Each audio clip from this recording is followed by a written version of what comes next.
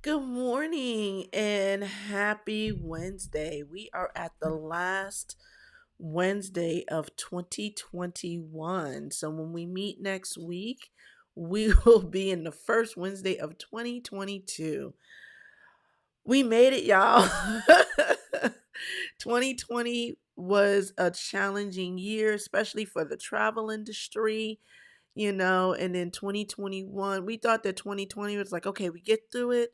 2021 is going to be better. We're rebooking. Cruise lines are opening up. And then 2021 came in and was like, hold my beer. If you understand what I'm talking about, put a thumbs up or an A in the chat. I am ready for 2022 to start. And my hopes is that when 2022 comes in, that they come in, sit down, take a seat. If she needs a glass of wine, maybe, a little bit of beer. I'll even go as far as a shot of hen or some Don Julio, which is my favorite. I will provide all of that as long as she sits down and chills out. That's the only thing I'm asking 2022 to do, and just let us be great. So I'm so happy to be here today. So there's a couple of topics I want to touch on very quickly, but this is mainly a question and answer period for you guys. I know that some of you hung in there with me and did the terms and conditions series, that 4-part series. I hope you enjoyed it. Some people did it live, some people did it on the replay. Any questions from those that you haven't had an opportunity to ask it here, but we are not limited to just the terms and conditions series. It's any question you want because it's about making sure you have that proper foundation as you start 2022. You want to start off on a good foot. You want to start off right. So we want to make sure that you have those questions answered so you can feel better and feel secure as you run your travel business in 2022. Don't forget, put the letter Q in front of your question so I know. But I do want to take a moment to say hello to the Travel Esquire'd community who are joining us today. If you haven't chimed in, let us know who you are and where you're coming from. We want to say hello to you. So we have Priscilla. Hi, you're from Cleveland. I have family in Cleveland as well. So welcome and thank you for joining us from Cleveland. We appreciate you coming on today. We also have Angela. Thank you for coming back from Richmond. Love Richmond, great city. So thank you again for hopping on today. Please let us know what your questions are. And Kendrick Diamond Travel. Thank you so much for chiming in today. And if you have anyone that would benefit or have some questions, please just send them a quick link. Let them know that you are here. They're able to ask their question to an attorney and get some of their questions answered. I do want to say before we get started, I know you guys saw the disclaimer, but if you did not and chimed in late, everything I say here is for educational purposes only. It does not mean we have an attorney-client relationship. So if there's any questions that are really, really specific, your best bet is to schedule a consultation with me. And you can do that by going to my website, GaylordLaw.com. I'll put that in the chat. Um, and then we can talk more about your specific issue and your specific needs. That should be a period, not a comma. Let me change it to make it clickable for you. Sorry about that. And we want to make sure that everybody get their questions answered today, as well as understanding that this is not legal advice. You really should speak to an attorney if you have a really huge pressing issue that we can't go into today, or really have a really in-depth question that we can't get to today as well. So, and if you take a moment, please like the page, like the stream, subscribe. Also, make sure you get on the TE Tidbits newsletter. Up at the top of the chat screen is a link to that because you get different tidbits from via email from me Every once in a while. I'm not going to commit to how long. It depends on what's hitting me. And there's a couple of topics that are hitting me right now. But you either get these first or you'll be the only ones to get them before, if I do it first, before the general public gets them, or you'll be the only one to get them. So it's very exclusive, as well as discounts, so on and so forth. Hey, Sammy, thank you so much for supporting today. I really thank you for taking your time to join the stream. So start getting your questions in the chat, everyone. And then I'm going to go into really quickly some things that have come up in the past week since the last time I was on the stream that I really want to make sure that you as travel advisors are aware of and can make some changes on. So I'm in a couple of groups. Depending on, I do a lot of destination weddings and group travel. So I'm in groups geared towards that niche. Because I'm always looking to learn from other agents, looking to see what the pain points are, what's going on, so on and so forth. In one of the groups, one of the travel advisors has, as we do, we have our Instagram accounts. I have my YouTube. We have our Facebook accounts, and that's where we're able to put our content so our clients and prospective clients can see what we're doing and how we're moving our business forward. So, one of the streams I am going to do is Travel Advisor as a content creator, because that's one of the things we need to recognize as we are doing our jobs as a travel advisor, the different hats that we wear and what happens in those different mediums as we utilize those different hats. So, many of us, if not all of us, are content creators. And one of the agents had their Instagram page. They built it up for years. It was a great page for them, drummed a lot of business. Unfortunately, some nice person, and I'm using the word nice in air quotes, decided they're going to try to extort money from that agent by hacking their page and putting a link on for that agent to to pay them to get their page back. And it didn't have to be just that agent. It could be anybody in the public who ran across that agent's site. They said that that site was for sale, even though none of the pictures were of them. They didn't curate that content. They did nothing to build that page. But also with that hacking, that also gives that hacker access to that agent's whatchamacallit, to that agent's people who communicate with them. So what a lot of people do as well is that they'll send them links acting as though posing as if they're that person, that are nefarious links, whether it be some type of malware, whether it be to extort, so on and so forth. So there's all of these things that people can do once they hack into your social media pages. Now is a great time to make sure that you change your passwords. And I understand the whole password thing. And you should get into a practice in changing your passwords at least once per month, every 4 to 6 weeks. This will help keep these hackers away from your passwords. And make sure you also put on two-factor authentication, right? Because I've had people try to access my accounts that have two-factor authentication. So I get emails or texts saying, here's your code to authenticate your account. But I'm like, I never requested a code. So that sparks me to go and and to change my password. And I know you're probably thinking, oh my God, there's so many passwords. I have my Instagram, I have my Facebook, I have my CRM, I have, my passwords for all of the vendors that I partner with. I have passwords for all of these different things for my email, and I may have more than one email. I get it. One way to help minimize that whole password, I need to remember 50 million passwords, is using a password manager. There's one called LastPass that's free. I actually use Google Passwords. It's integrated with Chrome. And so with Google Passwords, those passwords are linked to my profile.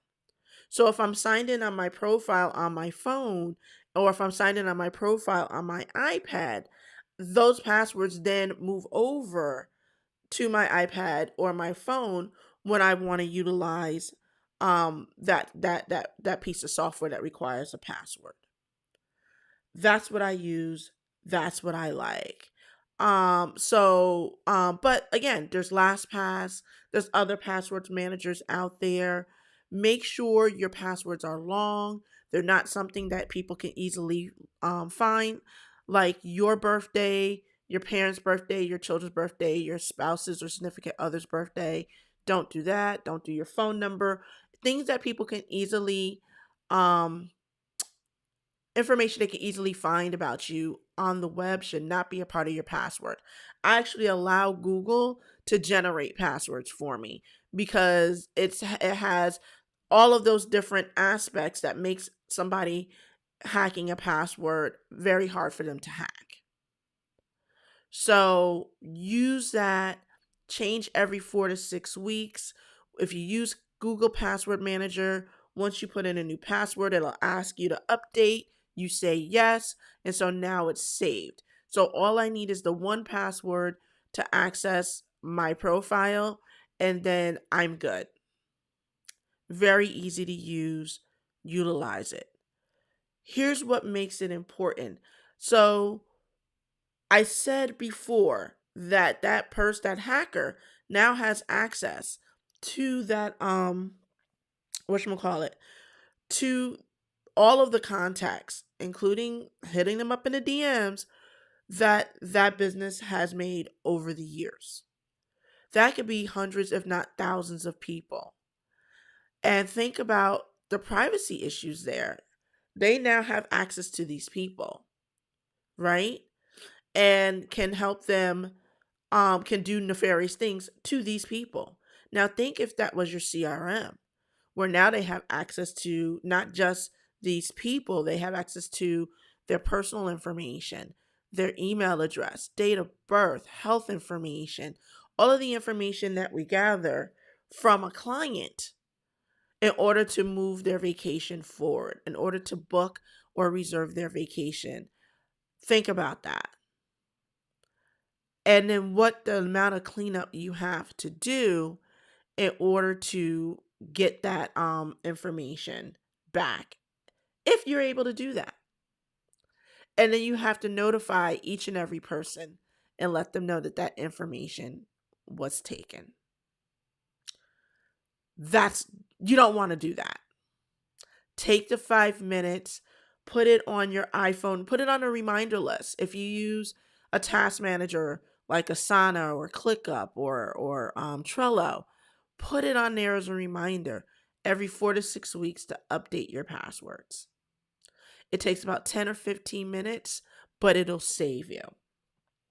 So I don't see any questions yet, but that's the main part that I wanted to go over with you because that's been really heavy on my heart as we go into 2022 to make sure you protect your information. Please throw a question in the chat. I want to hear from you. That's what this session is all about, just for questions and answers, so we can move everything forward and help you build that foundation. So let me know what your questions are. Wait a minute or two. And as I wait a minute, see what questions come up. I do want to say I hope everybody had a happy holiday. I hope everyone, I know that COVID is still huge, and I'll talk about that as another topic, how to deal with COVID, and with all of the things that are going on right now. I'll talk about that in a second. If I don't have any questions, let's discuss it. But I hope everybody had a good holiday. I hope everyone was able to enjoy their family and friends however they can. Please pray for those who are affected by COVID, who are not feeling well. Pray that they get through it and for their continued health. Let's pray for everyone. If that's what you do, if not, that's okay too. But just keep everyone in mind. I want everyone to be kinder to each other in 2022. It's very important. You don't know what a person is going through. So take a moment to be kind. Take a moment, take a moment to be kind to each other. Take a moment to just take a deep breath. And if somebody's not being kind to you as a travel advisor, please don't try not to take it personally. It's hard. Being a travel advisor, this is your passion. This is your baby. Building your business is your baby. So I can see how you can take it personally if someone's just not being nice to you. Try not to be. 9 times out of 10 is not you. Something else is going on and you just happen to be that person they're taking it out on. Not saying it's right, but please, just be a little bit kinder. That doesn't mean you don't follow through on your process and procedures, but just lead with love and lead with kindness. So we do have a question from Angela, and she actually has a couple of them. Hi, Angela. Thank you for coming through and joining us today. What is the name of the Google program for the password? It's called Google Passwords, and I'll put that in the chat. Google Passwords. And you don't need to have a Mac or a PC in order to use Google Passwords. As long as you're using a Google product, Chrome is the browser. You use Google Chrome, you can access Google Passwords. So, yep, that's the name of the password. And just Google Passwords, and it'll take you right there, and it'll be linked to whatever profile. I know I have several different profiles based upon my businesses, and so the business ones are under the profile. That profile has the business passwords, so on and so forth. Angela also had another question about what about the Safari password generator. So Safari is a browser specifically for Macs, and they have their own generator as well. I actually have no clue what it is, so I am looking it up to see what it is. So that's what you see me doing right now.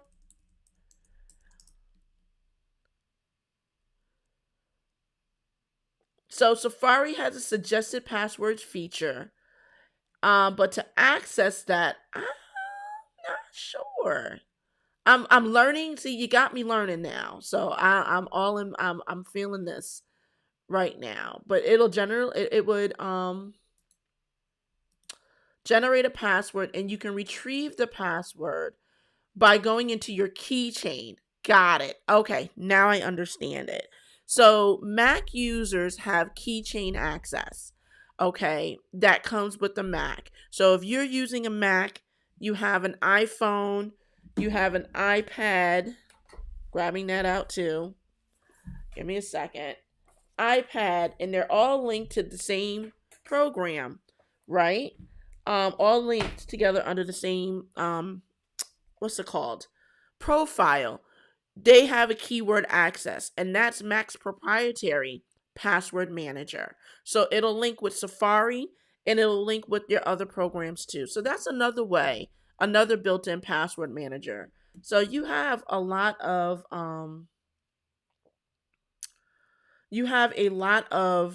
software already that has password managers built in, so you don't have to pay an extra amount. Use that. It's a security feature. You're very welcome, Angela.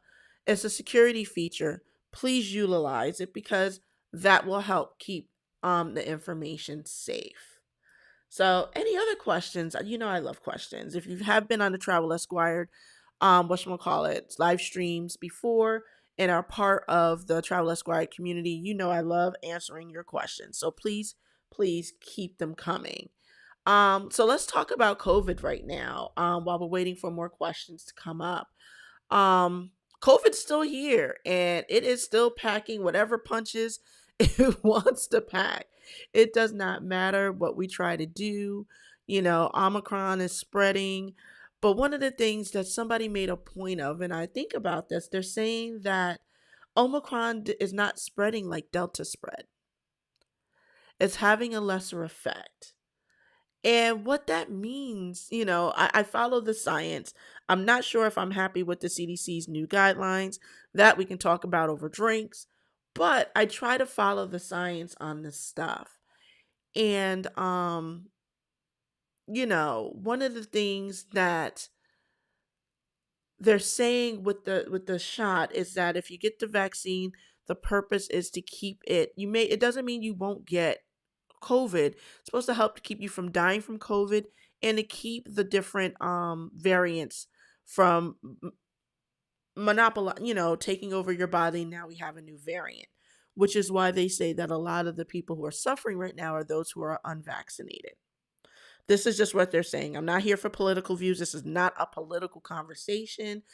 So don't think I'm going there. I'm just saying, going by what the research that I have done on my own on this topic. And so, with this being said, they're saying that Omicron is not spreading like Delta is, which is a sign that more people are getting vaccinated and protecting themselves, which is a lesser opportunity for these variants to come about, for lack of a better term. So, but COVID is still here and it's still affecting our travel business. I have a group trip next month. One of the pain points on that trip is the fact that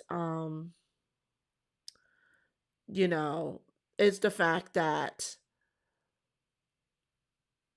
people are now starting to pay for COVID testing. A lot of the resorts are starting to change their policies on COVID testing. And I see a lot of people or travel agents not being prepared for that change. And I'm sitting back and I'm like, why? Why is there a question here? Are you not telling people that these policies are subject to change?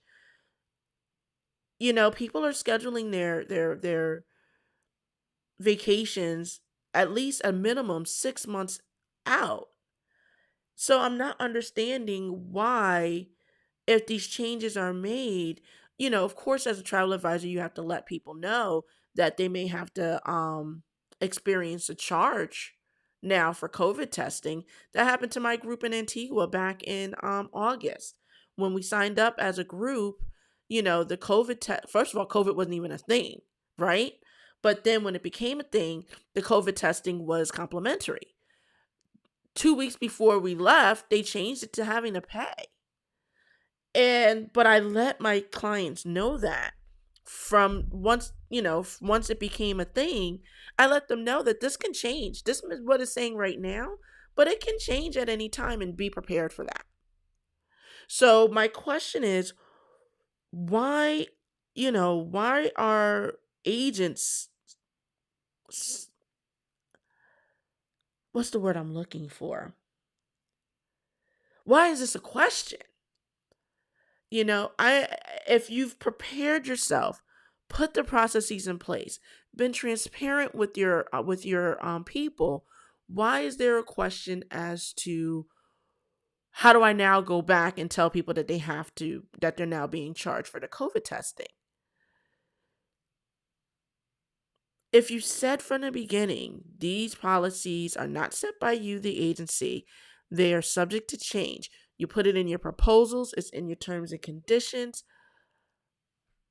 This should be a no-brainer. You go back to the group leader, you go back to the people and say, look, when you booked, this happened. Starting on this date, this is happening. Sorry, but this is part of, the fluctuations of traveling with COVID. And I'm not trying to sound insensitive. That's not where I'm coming from. My thing is it's just another way of showing how important it is to have your processes and systems in place and to make sure that you understand what's going on, in the world. So, oh my God, of course, my people, I was expecting packages, and that's what you heard in the background are the packages. So give me 2 seconds as I mute and I let them know that they can leave the packages and I will get back to them when this stream is done. Hold on, please.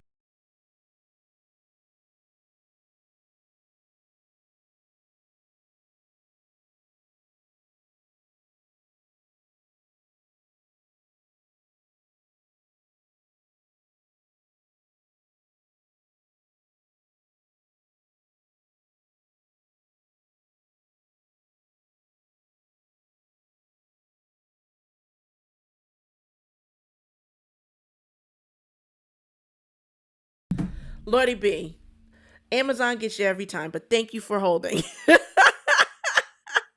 So now, okay, so that's one of the things I wanted to talk about with that. And so now, again, for people who just joined, this is a live session. Please put your questions in the chat. Put a Q in front of it. I will be sure to answer it. But going back to the whole COVID thing. So now policies are changing. There's resorts are starting to charge for COVID tests. Some resorts are starting to not put people up if they call it, test positive for COVID. So all of these different things are happening. Just make sure you have in your terms and conditions and in your proposal language that says that these things are subject to change, and be available as travel agents. I know I'm preaching to the choir here. Be available as travel agents to make sure that you call it, um let them know the changes and be there to support them. I know you guys will do that. You guys are rock stars. So that's my soapbox on that one. But also just make sure, I know some groups they actually have somebody's doing spreadsheets that they're sharing with the group to see how these policies are changing, so on and so forth. So, definitely make sure that, you do your due diligence and be transparent with your clients.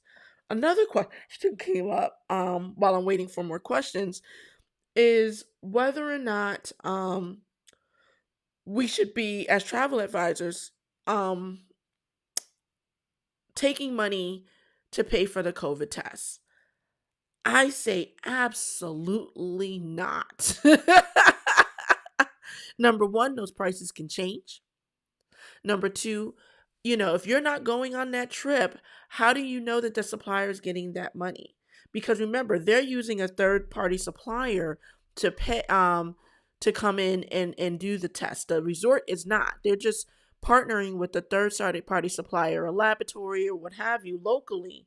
And so the resort's not collecting the money. So who are you paying that money to? So no, have the person be in charge of their testing. Have your client be in charge of their testing. It's very important that your clients, as much as we want to provide concierge services, that we allow the clients to take some type of responsibility for their travel and their journey, which means they're going to be responsible for testing, following your directions, so on and so forth, because you're not always going to be there. You're not always going to be available to them, and sometimes it's easier to handle things on the ground than it is to handle them um, from afar, because now they have people there that they can speak to. So no, I do not condone um taking money up front for COVID testing. You may want them, say you may want to be able to get a test online, but look at the research too, because there's research coming out saying that some of those at-home tests aren't as accurate as people want them to be. But that's maybe an option as well. It may be cheaper than utilizing the call it, the on-site testing sponsored by the resort. If you're going overseas, a lot of the pharmacies have tests as well. Definitely help out with that research, but don't collect the money. I would not do that. Any other questions from you guys? Remember, for people who are just joining, I've seen people join. This is an open forum for you. Ask any questions. It can go into LLC formation, trademark and copywriting, you as a travel agent being a content creator, I'm just going over things that I've seen out in the interwebs this past week. Um, you know, COVID, how it's affecting your business, liability issues, travel insurance, anything that you have a question on. Now's the time to ask, and I will do my best to answer those questions. Okay? I do want to give you some heads up into the new year. I am so excited to be growing the Travel Esquire'd community. Again, if you're not on the email list, please get on it. You'll get the email reminders of the next whatchamacallit, of the next stream and the topic. And you'll also be able to go back with a quick link to watch the stream as well if you missed it. All of the streams, there will be replays available. So if there's something that you missed, you can go back and whatchamacallit, you can go back and replay it, listen to it, slow it down, stop it, take notes, whatever you need to do. But also, I'm going to start having guest speakers, which I like. I think I'm going to bring the stream to twice a month versus once a week. Because I think that, I want to be able to change with the times and come up with topics, but I also think that, you guys are busy. So I don't want to capture you every week, but I do want to capture you so I can concentrate more on bringing you better content.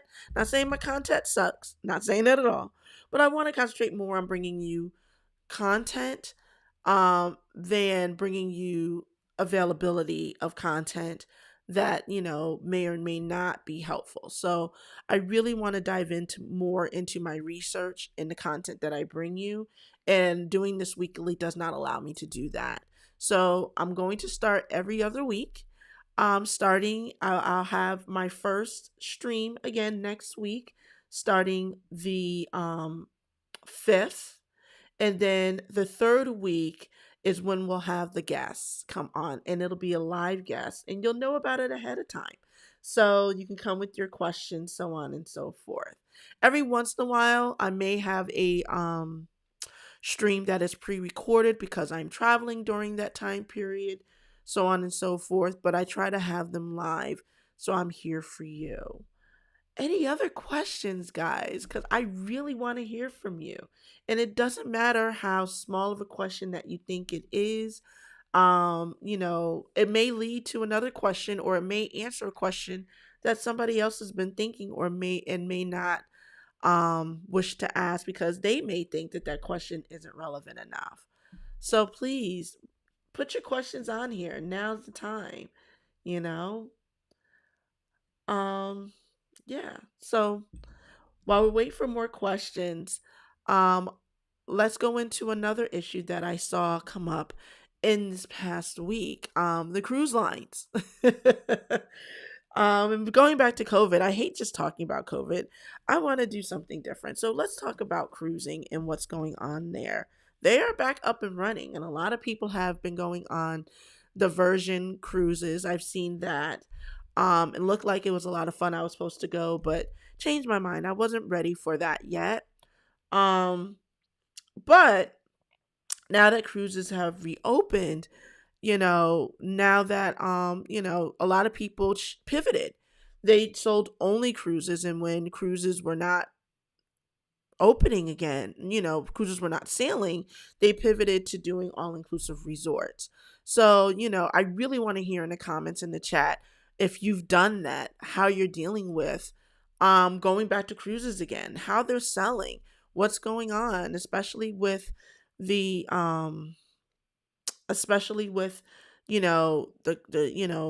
spike, the spikes.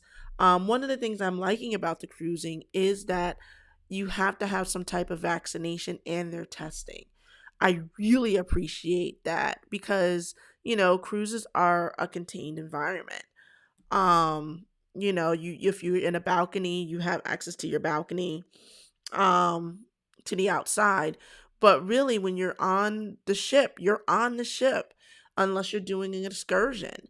And so, it's very important to have that testing and requirement for vaccination. So I really like that about the cruises. I think it protects them legally and it protects you as well as a travel advisor. But I know that we have some people who cannot get vaccinated. I had that with a client. They got the first dose and had a really, really bad reaction. And so has a doctor's note saying that um, they cannot be vaccinated. They don't recommend a vaccination for them, but are willing to test. Um, but they're willing to test. MSC unfortunately requires vaccination, and there's no exceptions to that. Some cruises do not have it as stringent as that, but I get it. So that's I totally get it, and it's for the safety. So I want to know, more about that. Like, how are you dealing with that as a cruise client? I have Cynthia. Thank you for chiming in, and love her Leaning Tower Pisa picture. I have a similar picture too. But she says she went on Virgin Voyage about a month ago. She won't be going anytime soon. She won't promote it, but she will sell it. Cynthia, let's go a little bit deeper into that. Tell me a little bit more about why. And if you're in a place, I can bring you on and let's talk about this a little bit. If typing is too much, just type, yeah, I can send you a link and you can just come on your phone or what have you. And let's talk a little bit more about cruising and why you won't promote it. Um, and about Virgin Voyages. So just say yes in the chat and I'll send you a link and let's come on in and let's talk about it. Angela, if you're still here, I would love for you to come on in too. Let me know if you're willing. And let's talk about it. Let's have a conversation because I would like to know a little bit more about that. Say yes, please say yes. And then I'll send you a link and then let's get on. Let's do this. Let's have that discussion. Oh, yay.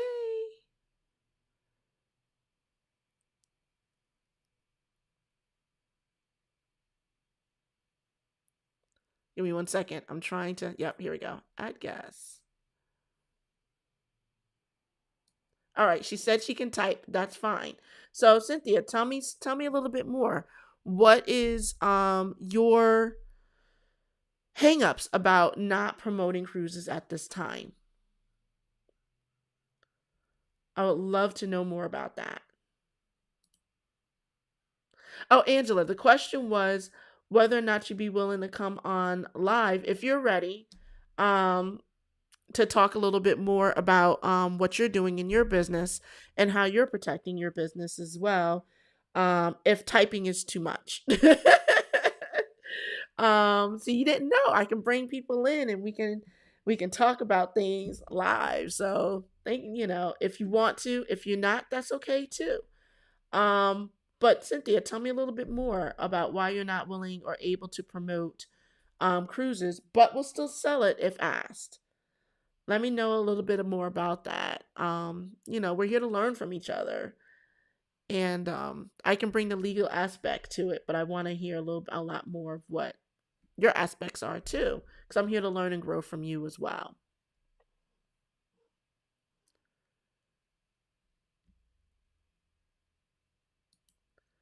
Ah, so Cynthia says she's not comfortable. I get that a lot.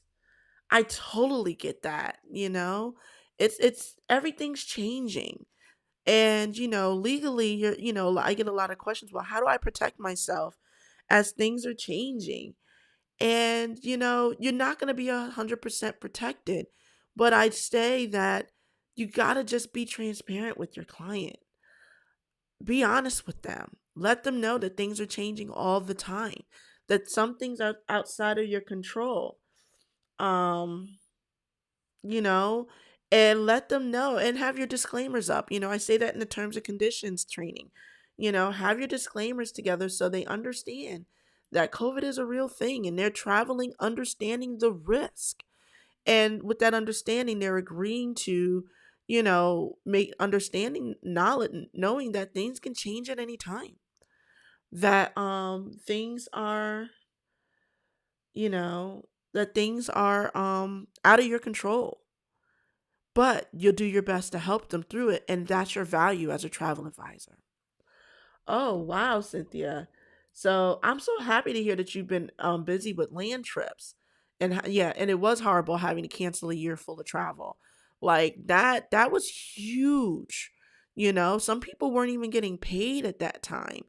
And canceling all these travel plans that you put so much time curating, and a lot of some people didn't charge fees. So they didn't get paid, but it was a lot of work. I totally get it. And then, people were mad. Yeah.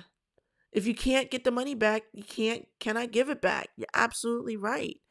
And so, but that's where having a solid terms and conditions document and being upfront with your disclaimers and being upfront with the policies is key, because that helps protect you.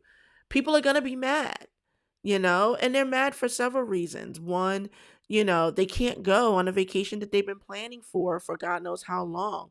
Number two, they're mad because this whole thing has blown up their life and made their life look totally different. Everybody's in the same boat.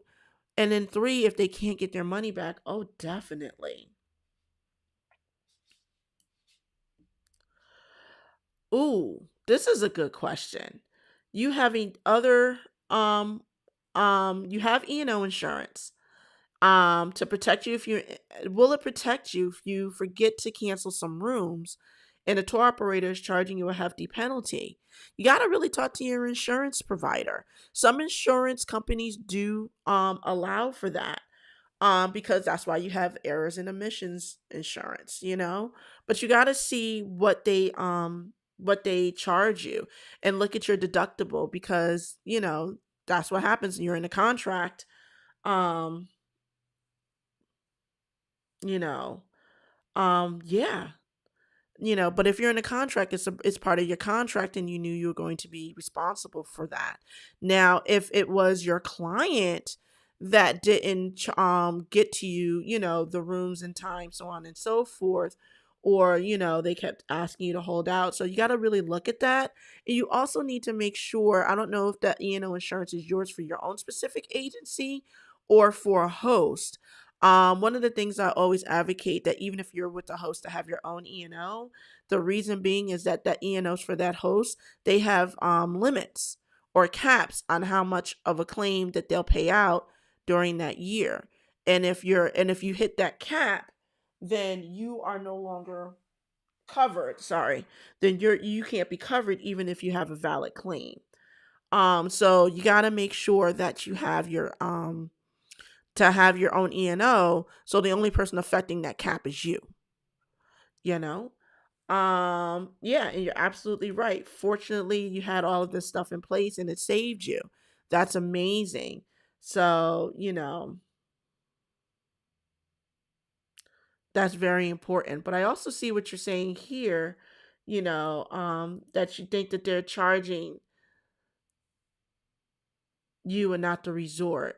Mm, got it. Got it. Yeah, I would talk and see if you parse it out. But if you had a contract, they really would your contract is really with that tour. Let's parse this out a little bit, because you hit on something. You don't believe that, in understanding your question, that the actual resort is charging you the cancellation fee. It's really the tour operator. So there's pros and cons in dealing with tour operators, right? So a lot of the pros with the tour operator, dealing with tour operators, that they have the infrastructure in place to make it very easy for you as the travel advisor to utilize their infrastructure to make payments, to manage payments, so on and so forth, right? And it's easier for to you to contact if there's any questions or any issues, and it makes your job a lot easier. So that's a lot of the pros. However, the con with that is that the tour operators charge their penalties for these contracts, right? They are your go between you and the resort, And so with their contract, they're going through and doing work as well, just like we do work to make this vacation, to curate this vacation. They're doing work too. So, yeah, Vacation Express. It most likely is them. Um, yeah, so they're doing work too. And so they want to get paid for their work. And so you're right. The here's the pro with going directly to the hotel or the resort is that they may be a little bit more relaxed on their policy, right? So yeah, so that may happen with the hotel. But they may not have the infrastructure in place to be able to take payments. They may not get back to you quick enough. I've heard all of the horror stories in working directly with the resorts, and trying to get things done. So yeah, try and negotiate with Vacation Express, especially if you've done a lot of groups with them and you have a good working relationship with them. Talk with them and see what they can do to negotiate that down, because mistakes happen, things happen. They may be willing to work with you to negotiate that down, that fee down, especially if the group is still going. Try and see what you can do to negotiate that down. That would be one of the things I would suggest. And I wouldn't talk to a group's person. I would go right to the manager, because they have more authority than whoever you're dealing with groups. Angela did get back to me. Yay. So she is more comfortable with land and all inclusive because you can separate yourself from others and still have fun. I thoroughly agree with that. And this is my own personal thing as a travel agency owner. I believe that I can have my own, like, I'm a cabana girl, and Angela knows this. She knows I love me a cabana. I cannot go to all inclusive without having one day at the cabanas.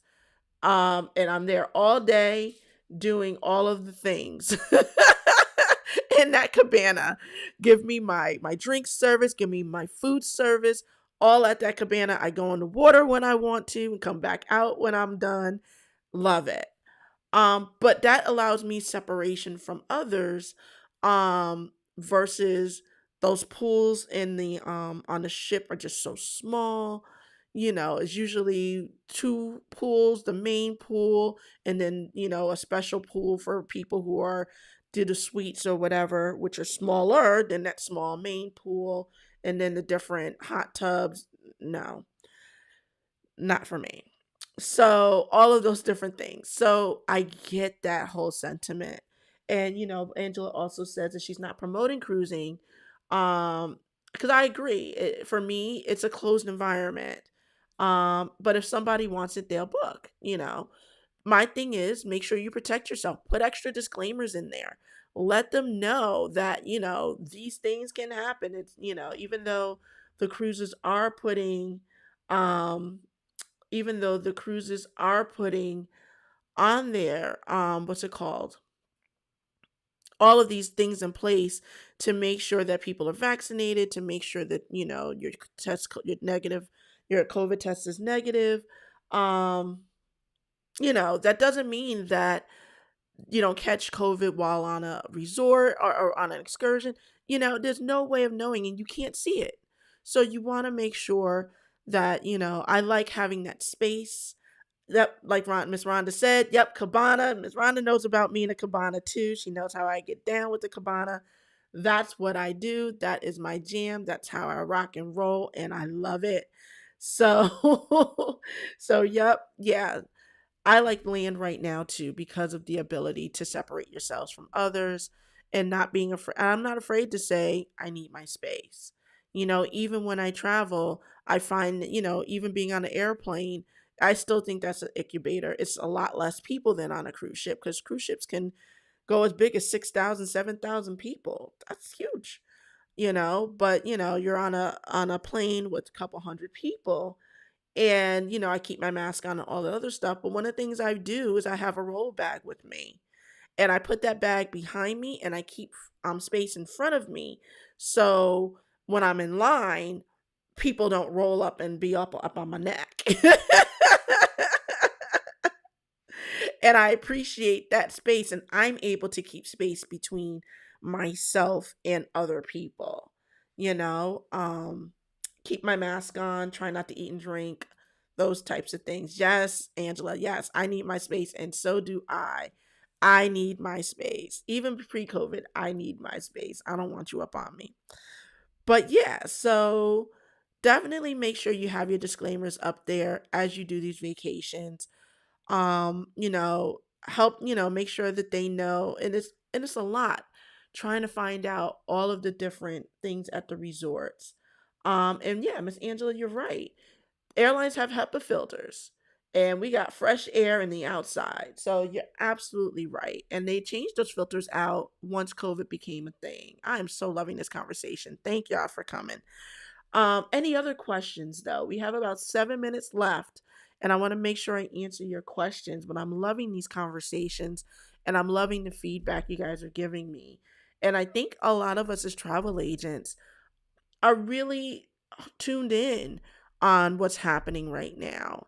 And I think these are all ways in which you can tell clients about your worth, sell them your worth. Anybody can go to Expedia, but it's Expedia, the Expedia is not going to help them through if somebody gets COVID, and Expedia is not going to have a community of other travel agents to ask questions off of in case it does happen, because it might. So, Miss Rhonda, you have a Dubai cruise group in March, and I sent you an email, by the way. I need you to respond to it, so check your emails. So, but anyway, you forgot to include the COVID-19 disclaimer. Do you have COVID-19 language in your terms and conditions? Answer that, and that'll help me provide an answer to you in your questions. And you have 10 cabins paid in full. That's amazing. Go girl. Love it. Love it. But yeah, if you answer my question though about whether or not you have COVID language in your terms and conditions. And that'll help me answer your question. So I'm going to give you a minute. I need to stop covering my mouth. Bad habit. And please let me know if there's any other questions as well. I'm just waiting for Miss Rhonda's comment to come up. To see if she answered my question.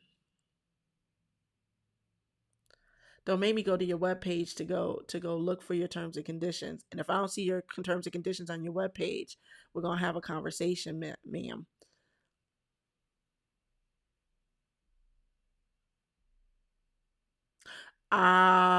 Okay. You do not specifically, but use the disclaimer that I sell, um, but forgot to add it in. Okay. So it's gonna be hard to get them to sign a disclaimer. I would still put it out there, ask them to sign it, but if not, still put language out there that says, look, you're traveling with COVID, so on and so forth. You know what it you know what it is. And you take the responsibility, just to remind you that you're taking responsibility. But Rhonda, let's have a more in-depth conversation. Email me and let's set up a time to talk and have a more in-depth conversation, because it sounds like you have some holes in your protection, and I really want to make sure that as you go into 2022, because I know you have some other amazing trips coming up, to make sure you have that solid foundation.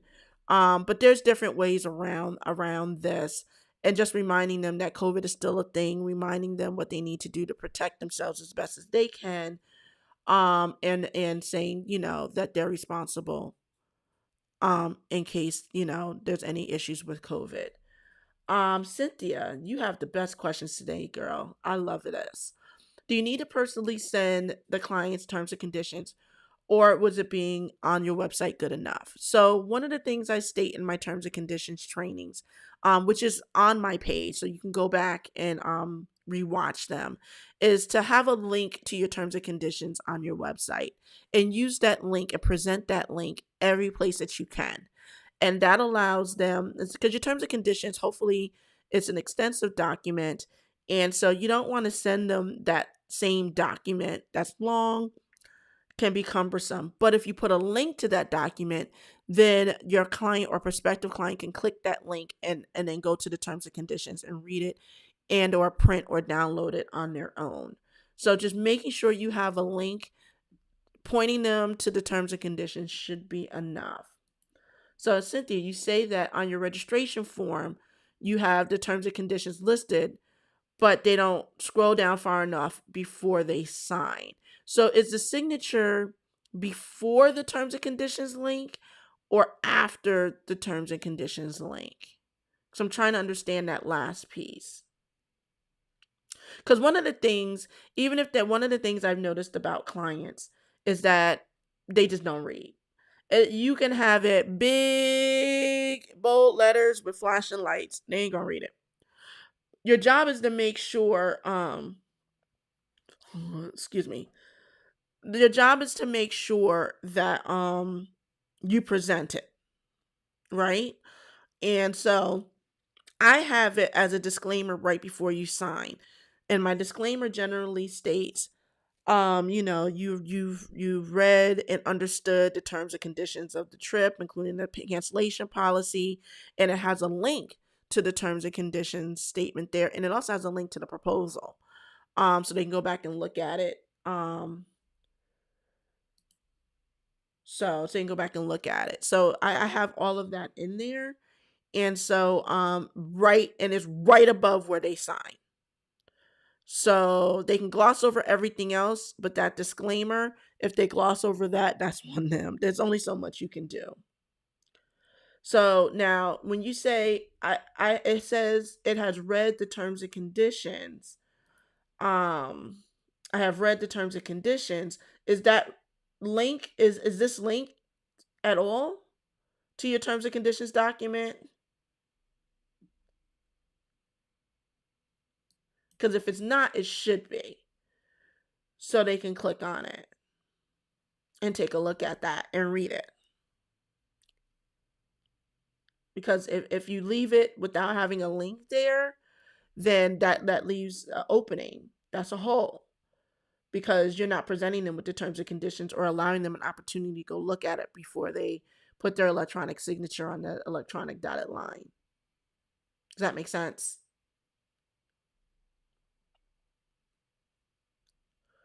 And from Miss Rhonda, work on it today. Okay, we'll talk about it. Email me. I'll look for the email and email it back from you. Email it back to you. It's about a trip that you sent me. But yeah. Oh, so it's electronic document through EchoSign. Okay, got it. Is there a way to put a link in that document to your terms and conditions? Um, I believe electronic signature software, you dictate where the signature is. Um, but if there should be a link to be able to put that in there. Check with EchoSign and see if they have that capability. I use TravelJoy as my CRM, and I do a lot of my signups using TravelJoy proprietary sign up page, and I'm able to put that link in at any time. So and then it captures, TravelJoy also captures the electronic signature. One of the things I do recommend is utilizing a CRM that has all of those features included, because that way it keeps your client's file for that vacation all in one spot. So if there's any issues that come up, you only have one place to look for it. I'm not against electronic signature programs. I use it for other things, but as far as the CRM is concerned, having that capability is good. I know TravelJoy has it, Vacation CRM, a lot of people use. There's a lot of new ones. There's a travel technology Facebook page that goes into different technology and CRMs that are out there and available to us as travel agents. If you're not a member, I highly suggest going there, taking a look there. Tess, I think has some come up it needs to do. I don't think it has it. Which I can see why it necessitates EchoSign. Tess, in my opinion, needs some work. But There's other ones out there. Take a look at them, and see what you can do to get all of your things in one spot so you're not going to this program and this program if there's any issues. Any other questions, guys? You guys are amazing. I'm so happy that you were able to come in. And if you haven't liked um the stream yet, please take a moment and like it. Make sure that you whatchamacallit, that you subscribe, and get on the email list. I'll put the link up for the email list again, for those who are not on it. But yeah, I'm very happy to have you guys here today. And if there are, I'll wait a minute or so, see if there's any other questions. Even though we're a little over an hour, that's okay. I'm here to help. That's what I'm here to do, and that's what I pride myself in doing. So, um, but yeah, if there aren't any other questions, I will go ahead and say sayonara to you guys. Again, please enjoy the new year. If you have to change your plans to stay home to save safe, do that. I know a couple of my friends and I were doing a stream, a Zoom New Year's Eve party. We're dressing up, doing the whole nine, but we're doing it safely from our homes, and it's different. But we want to stay safe because I love my friends, they love me, and we want to still ring in the New Year's together, and this is the best way to do it. Thank you, Cynthia. I appreciate it. Definitely come in, listen to the other streams. I so appreciate you being a new member of the Travel Esquire'd community, and we're here to help. So I want to wish you all Happy New Year. Remember to be kind to one another, and see you in 2022. Thanks so much, everyone. Thank you so much for being here, and I look forward to seeing you on the next stream. Enjoy your New Year's, everyone.